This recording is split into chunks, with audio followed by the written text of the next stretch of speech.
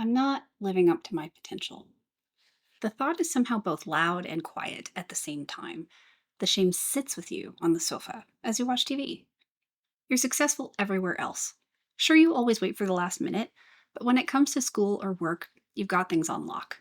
It's just when you're left to your own devices that suddenly you're lazy and don't have any discipline. You're rewatching one of your favorite shows, but instead of feeling happy or relaxed, you're ashamed and anxious.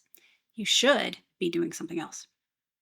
What's wrong with me? You ask for the upteenth time as you let Netflix autoplay the next episode. This was my life for almost 10 years after college. The pattern was so predictable, I came to call this period of my life my own personal Groundhog Day. Hi, I'm Cass Winter. I'm neurodivergent and have been chronically ill for over 25 years. I help ambitious, neurodivergent, and chronically ill people close the gap between their ambitions and reality. Subscribe if you're ready to finally discover how to spend your precious time and energy the way you want and need to. In my last video, I talked about how to build self trust when you always leave things until the last minute. Today, I'm going to go a few layers deeper into what keeps us stuck in procrastination and inaction in the first place. I figured out the hard way how to escape that Groundhog Day so you don't have to. There's nothing wrong with you, you were just never taught how. In order to learn and grow, in order to truly change, we need to know what to focus on changing. The trouble is, what we believe often dictates what we focus on. Here's how it went with me. I had been very successful in school, but I was struggling so much with being successful in life. Sure, it didn't help that I graduated from college during the 2008 market crash. It also didn't help that I was burned out and disabled, unbeknownst to myself at the time. But I did have some time and energy to spend each day. The problem was I was spending it on watching TV, reading self help book after self help book, and scrolling social media.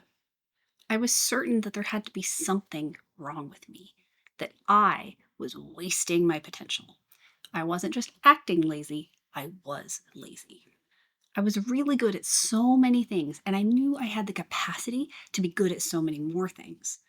So I was certain that if I could just figure out the productivity thing, I could do so much with my life. Because of this, I tried everything productivity and self help experts told me to do, which always boiled down to some version of get motivated, get out of your own way, aka stop self sabotaging, just build better habits and routines, and just try harder. Now I know that these were the wrong things to focus on, but it wasn't my fault I had these thoughts. I'd been told these things. I'd been taught to think these things. It was a computer program in my brain someone else had installed.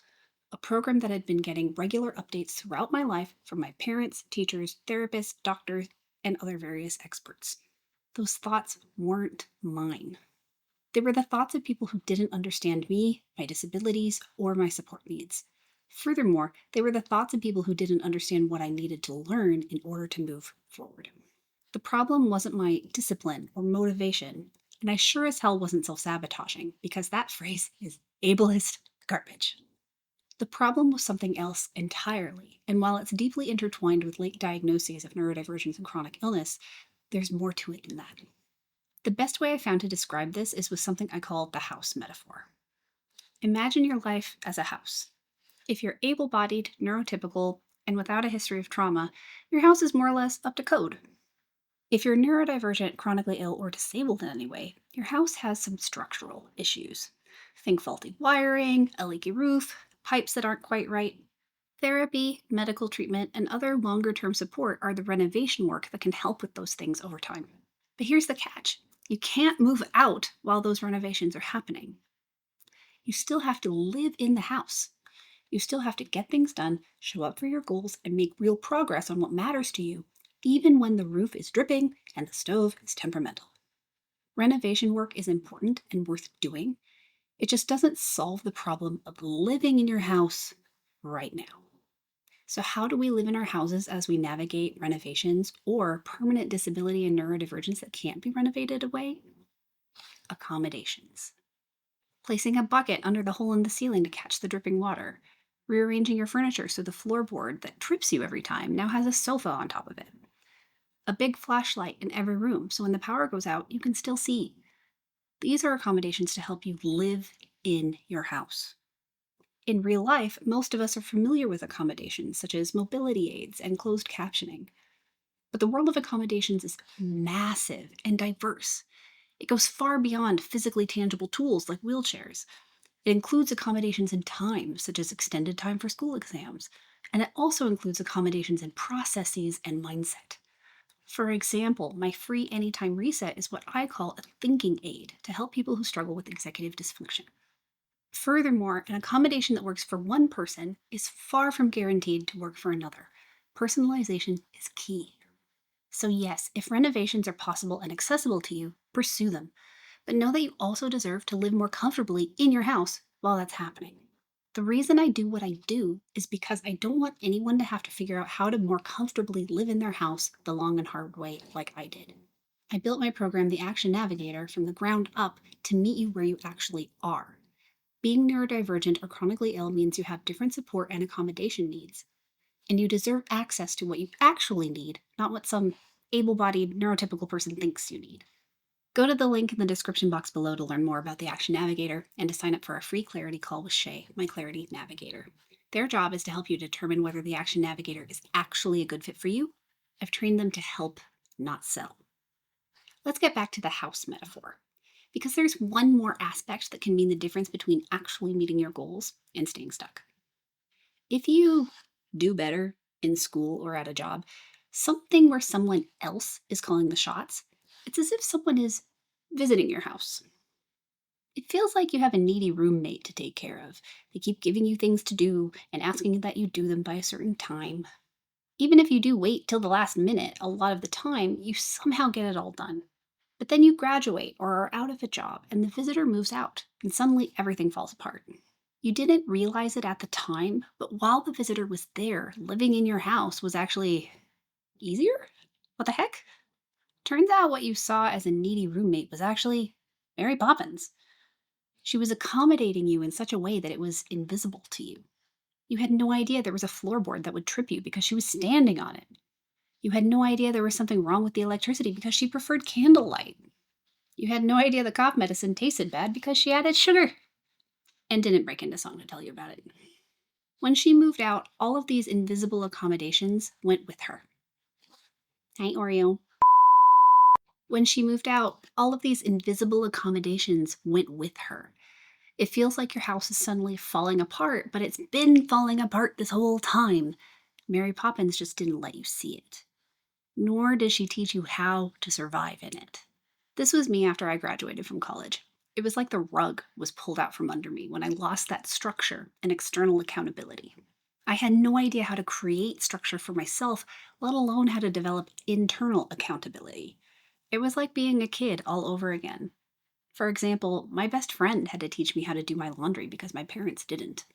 Simply by being structured the way it was, school and college accommodated me invisibly. But it wasn't perfect. That's why I still waited till the last minute to complete assignments.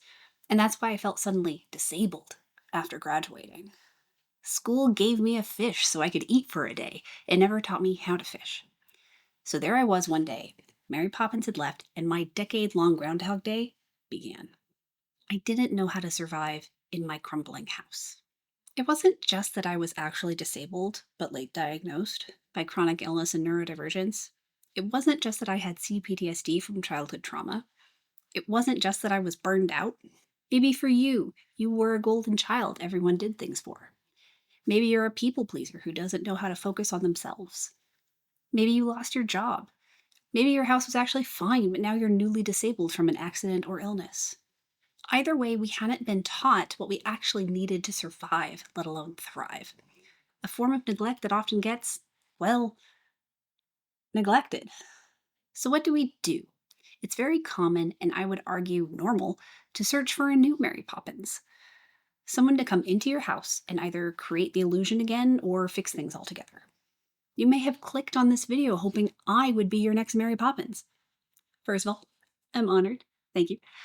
But that's not my job. That would keep you blind to what's actually going on in your house. I want to teach you how to fish. I want to teach you a system for taking action and being productive the neurodivergent, chronically ill way. It's not about finding the right planner because the right planner doesn't exist. It's not about SMART goals either, because those were designed in and for corporate environments. It's not about exercising, improving your sleep or your diet, or healing your trauma. That's renovation work. That's what doctors, therapists, and other professionals are for.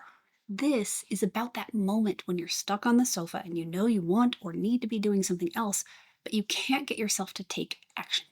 I want to teach you how to have agency in moments like that without beating yourself up, without forcing yourself.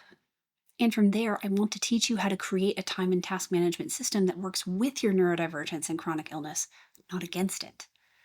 A system that won't fail the moment life happens because it's designed to meet your needs. As your needs change, so does your system.